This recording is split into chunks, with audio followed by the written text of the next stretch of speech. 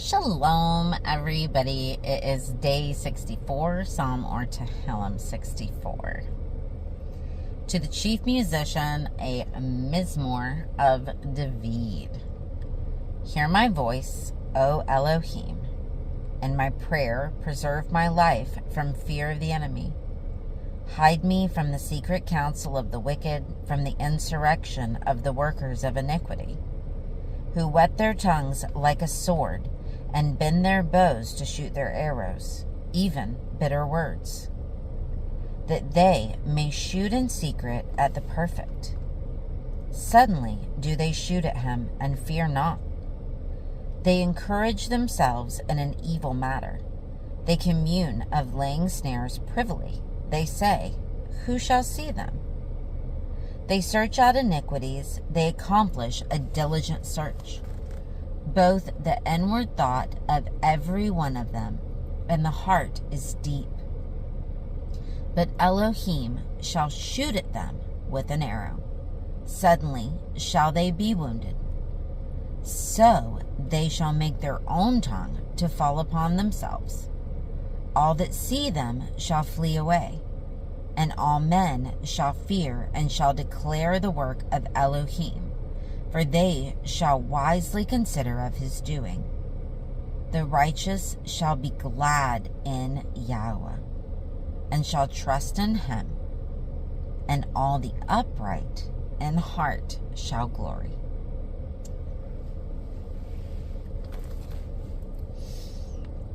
I think the beginning of the psalm applies to all generations since the fall. But to me, because of the way it's worded, until, just recently in the last year or two, did I start to understand exactly what it was talking about, and that it was talking about me. Because the secret counsel and the wicked and the arrows that they're shooting and the bitter words, and that they shoot in secret at the perfect. And don't misunderstand that. I'm not perfect. But I am striving to be one of his set-apart children. I am striving to follow his way. And I think that does put anyone who is doing that in the line of fire.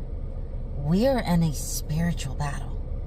That battle is very real, and it is waging and roaring every single day for our soul. This world has done the adversary has done a very good job at taking a lot of the spirituality and the warfare out of being a believer today. But that does not mean it's gone.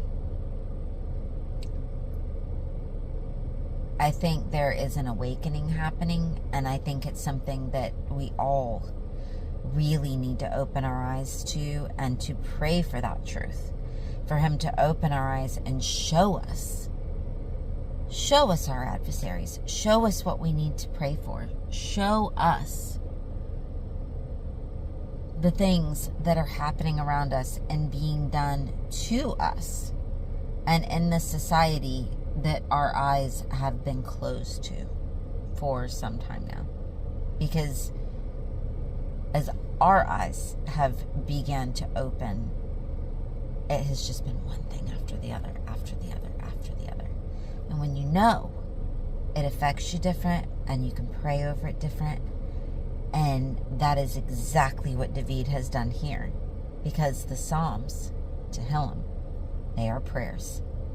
And he wrote a beautiful prayer for generation after generation, because there's nothing new under the sun, that every generation is able to pray against the adversary and end with that beautiful, beautiful shift of praise and victory and Yah. Because he is our Elohim, and he shall suddenly shoot at them with an arrow and make their own tongue to fall upon themselves. The righteous shall trust in him. Thanks, Abba.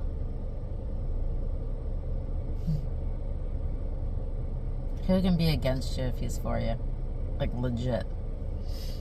Hope you have a very blessed day, and we look forward to seeing you tomorrow. Shalom.